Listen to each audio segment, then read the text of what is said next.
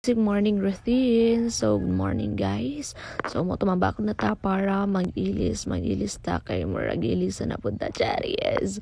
So, mo to every morning mag-ilis jud ko og t-shirt para maayo kong paghinlo, and then wala lang magbut man mo sa kuha. So, mo to mag-plaster ta sa tong ipansot gabi kay murag gipang labay ra nato. So, every morning pod is mato ko sa akong locker, mabutang ko og savings na ko para di ta mazeroan kay murag luoy kay tag mazeroan. So mo to, so butanan na to og 500 pesos kay pilingon man ta. Charis lang. So mo na para pag-abot sa panahon natay ibuhi og laki. Huy, yung sa ibuhi laki, charis. So mo to, back to basic, sulay sa para sa itong sa pugi kapoy lagan man gabi gaba. So mo to, piling gwapa kay ta, charis, gwapa man yun ko, charis. So mo to, wala lang, sulay tanang gahi nga buhok sa masa, kagahi siyang batikulon.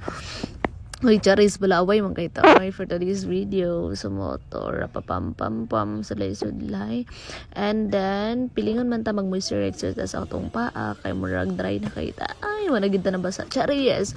Mag-lotion ko gyud every morning kay uga na kitong panit. Sige, ratag, motor. So mo to, pilingon ka siyang lubot mo radyo kaputi. Charis.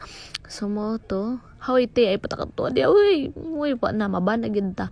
So mo to, every morning pod magsigitag TikTok kay sumpay man na siya sa tong kinabuhi di jud na mawala, may paglaki mawala. Charis lang. So mo to, sayaw balik na pud tagtulog.